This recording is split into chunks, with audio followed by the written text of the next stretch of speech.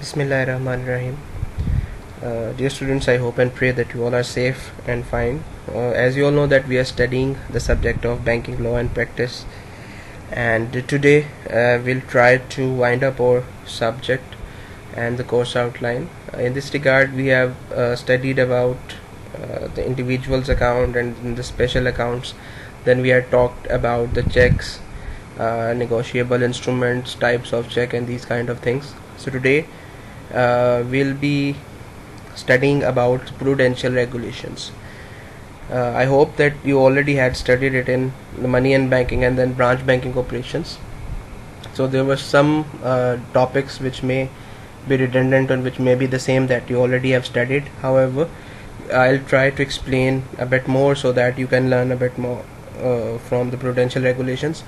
So starting with सबसे पहले मैं आपको ये बता दूं कि prudential regulations होते क्या हैं. तो प्रूडेंशियल सिंपली मीन्स के कुछ प्रूडेंट अक्लमंदाना चीज़ है एंड द रेगुलेशंस ऑब्वियसली कुछ असूल हैं. पाकिस्तान में प्रूडेंशियल रेगुलेशन सेंट्रल बैंक यानी कि state bank of Pakistan issue करता है. The primary purpose of issuing those regulations is to supervise or to make rules or to make a boundary for the banks, including commercial, microfinance and these all these banks. एक boundary create करना कि एक bank कितने या किस ambience में काम कर कितनी टेरिटरी में काम कर सकता है. बैंकिंग टर्म में इसका मतलब है कि कितना लैंडिंग कर सकता है, किसको लैंडिंग हो सकती है, क्या पैरामीटर्स होने चाहिए. सो बेसिकली प्रूडेंशियल रेगुलेशंस का मतलब है कि कुछ ऐसे रेगुलेशंस हैं जो मार्केट को, नॉर्म्स को, मुल्क को, इकोनॉमी को, बैंकिंग स्ट्रक्चर को, कंज्यूमर्स को, कस्टमर्स को देख के ऐसे रेगुलेशंस बनाए गए हैं ताकि एक स्टेबिलिटी क्रिएट हो, बैंक पैनिक ना हो, रन ऑन बैंक ना हो जाए, बैंक डिफ़ॉल्ट ना कर जाए. सो ये सारी चीज़ों को मद्देनज़र रखते हुए कुछ regulations state bank of Pakistan ने इशू किए हैं जिनको हम प्रूडेंशियल रेगुलेशंस के नाम से जानते हैं. अब वो प्रूडेंशियल रेगुलेशंस किस किस फील्ड में है या किस किस सेक्टर में या किस किस आप कह सकते हैं कमर्शियल बैंकों या टाइप्स ऑफ बैंक्स के ऊपर एप्लीकेबल हैं, ये हम अभी देखते हैं. So let's move forward.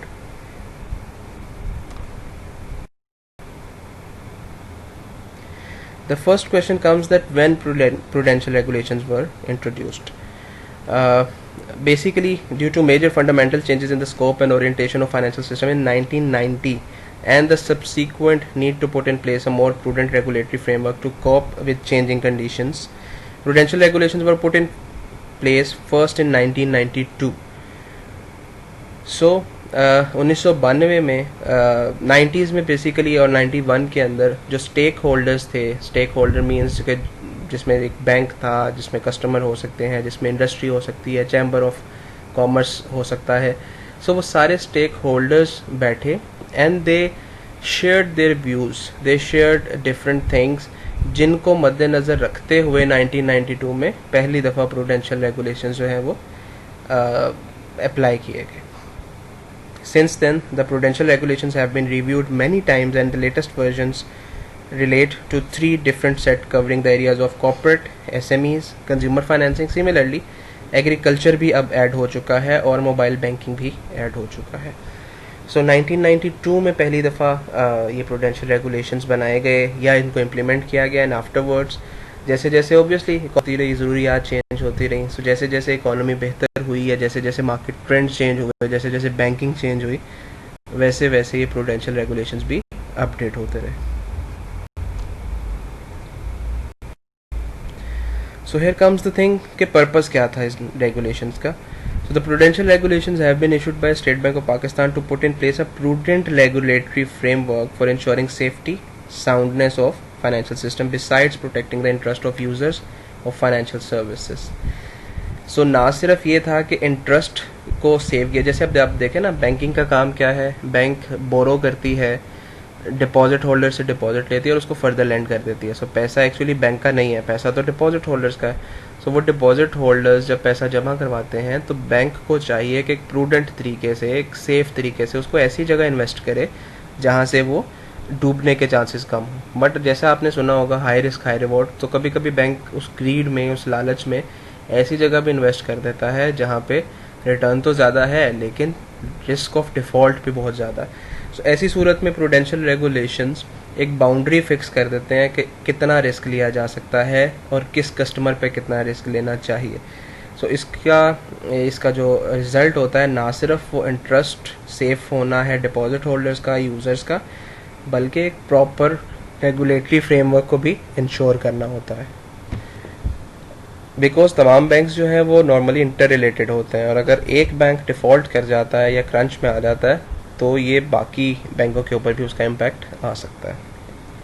So basically हम पढ़ ये रहे हैं कि प्रूडेंशियल रेगुलेशंस, आई होप कि एक कंप्लीट सब्जेक्ट है जो आपने पढ़ लिया होगा। So I am trying to tell you the importance या कुछ ऐसे क्वेश्चन जो जनरली प्रूडेंशियल रेगुलेशंस के बारे में आपको एक डिटेल्ड इन्फॉर्मेशन दे सकता है। प्रूडेंशियल रेगुलेशंस एक कंप्लीट सेमेस्टर का सब्जेक्ट होता है, ये 1 या 2 लेक्चर में कवर नहीं होता बल्कि एक थ्रू आउट द सेमेस्टर चलता है। सो इसलिए मैं आपको सिर्फ एक ओवरव्यू देने की कोशिश कर रहा हूँ। मैं ओवरऑल आपको सिर्फ ये इंपॉर्टेंस ऑफ प्रूडेंशियल रेगुलेशंस बताने की कोशिश कर रहा हूँ। जो उसके रूल्स रेगुलेशंस हैं वो आप एक सेपरेट सब्जेक्ट जो कि प्रूडेंशियल रेगुलेशंस है उसमें पढ़ रहे होंगे। So prudential regulations are applicable to banks and DFIs only. So that means जो स्कोप है, जो बाउंड्रीज है, वो अप्लाई कहाँ पे होती हैं? सिर्फ बैंक पे या डेवलपमेंट फाइनेंशियल इंस्टीट्यूशंस पे। नॉन बैंकिंग कंपनीज जो हैं, NBFCs जिनको हम कहते हैं, वो SECP के अंडर चलती हैं। उनके ऊपर स्टेट बैंक की तरफ से इशू किए गए प्रूडेंशियल रेगुलेशंस अप्लाई नहीं होते। तो हम सिंपली ये कह सकते हैं कि ऐसी ऑर्गेनाइजेशंस जो कि या तो बैंक्स हैं, DFIs हैं, उन पे तो PRs अप्लाई होते हैं, लेकिन नाम से ही पता चल रहा है नॉन बैंकिंग फाइनेंस कॉरपोरेशन। तो ऐसे तमाम इदारे जो बैंक नहीं हैं, नॉन बैंक हैं, उनके ऊपर प्रूडेंशियल रेगुलेशंस अप्लाई नहीं होते।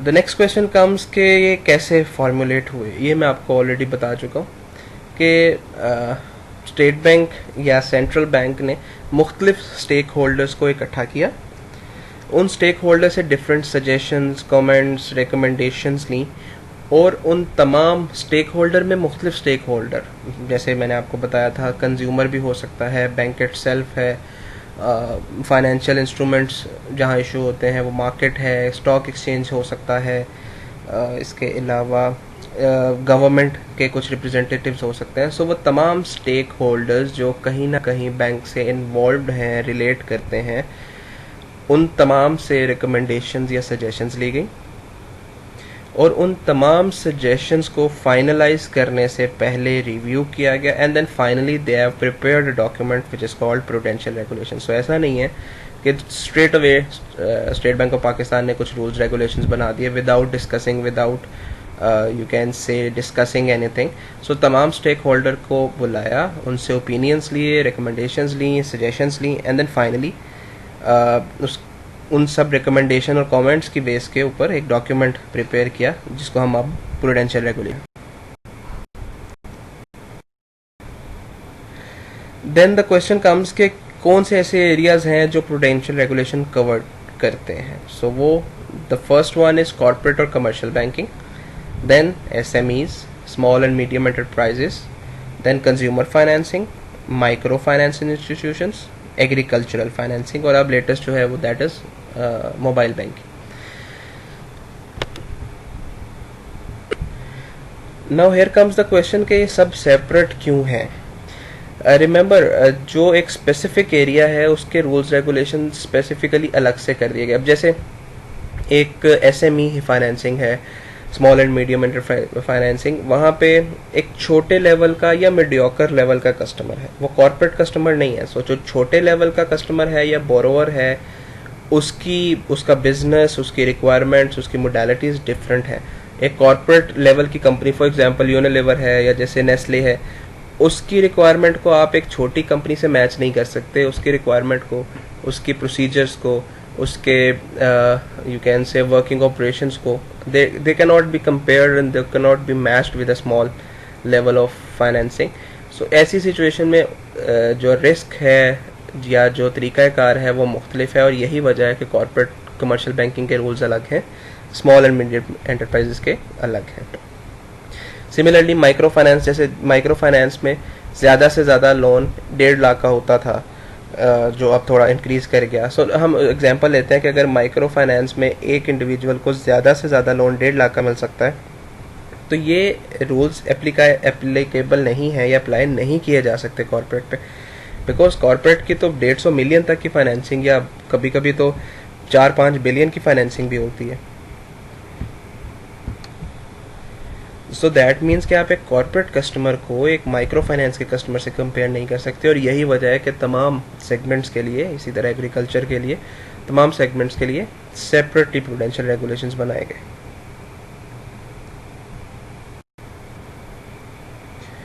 So then we have, does SPP allow relaxation or exemption from any prudential regulations? Yes, it does, but the rules are very strict. जो भी प्रूडेंशियल रेगुलेशन में लिख दिए गए हैं, the bank has to follow.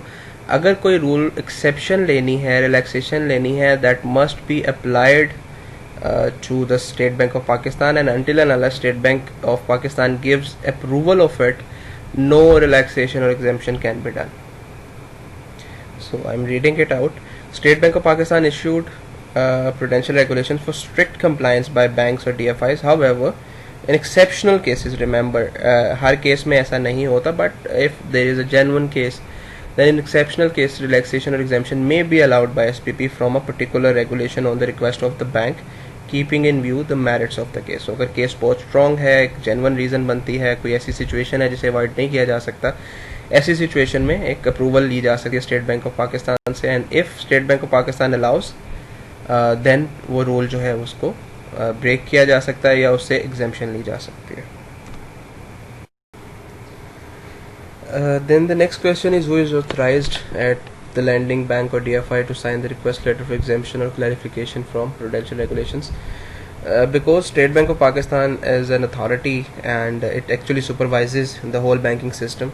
So ऐसा नहीं है कि कोई भी individual या कोई भी बैंक का employee वो directly State Bank के साथ deal कर सकता है. So if there is any requirement for clarification or exemption by the bank or DFI, तो ऐसी सूरत में at least the person who is authorized to send an approval or send a request for approval to the State Bank of Pakistan, that level is group head, and group head is a very senior position. For example, हम कहते हैं कि जी कोई officers level 2 है, 1 है, या assistant manager है, then manager है, manager के बाद area manager, या इसी तरह कोई senior manager होगा and then we have the hierarchy of group head. So it is actually the very senior directors के बाद जो हम बात करें तो group head होते हैं. So it is a senior position. So group head is actually entitled, at least at the level of group head, who is entitled to send any request or approval to the State Bank of Pakistan. Does a relaxation given by SPP necessarily mean entitlement for a borrower to avail loans? So ऐसा नहीं है कि अगर central bank या state bank of Pakistan किसी exemption को allow कर देता है तो ये मैंडेटरी हो जाता है किसी भी कमर्शियल बैंक पे या किसी भी DFI के ऊपर कि वो लोन दे दे. स्टेट बैंक जस्ट किसी एक पर्टिकुलर केस के बारे में या किसी एक स्पेसिफिक रिक्वेस्ट के बारे में हो सकता है किसी रूल में रिलैक्सेशन या exemption they they, but the commercial bank या DFI जो है उसको अपने रूल्स रेगुलेशंस भी देखने हैं, उसे अपनी रिस्क असेसमेंट भी करनी है, उसे प्रोज एंड कॉन्स भी देखने हैं, उसे कस्टमर की जो हमने पढ़े थे 5 C's, character, capacity, collateral, cash flow conditions, उन सबको मद्देनज़र रखते हुए डिसाइड करना है whether to give the loan to the customer और not. So just mere an approval or just mere an exemption of the rule by State Bank of Pakistan does not necessarily means कि आप commercial bank ने loan देना ही देना है. ये commercial bank का एक अपना डिसीजन है. स्टेट बैंक जस्ट एक स्पेसिफिक रेगुलेशन के मुताबिक एक स्पेसिफिक एग्जेम्पशन देता है, but in general commercial bank का जो अपना काम है वो उसको प्रॉपर ड्यू डिलीजेंस से करेगा और रिस्क असेसमेंट ऑफ बोरोवर भी करेगा. अगर वो रिस्क असेसमेंट पे पूरा उतरता है या कमर्शियल बैंक सोचता है कि ये लैंडिंग की जा सकती है, इट्स अ सेफ लैंडिंग, तो ऐसी सूरत में लैंडिंग की जा सकती है. अदरवाइज अगर रिलैक्सेशन मिल भी गई है, स्टेट कोई अप्रूवल हो भी गई है, उसके बावजूद अगर कमर्शियल बैंक चाहे तो लोन देने से इनकार कर सकता है.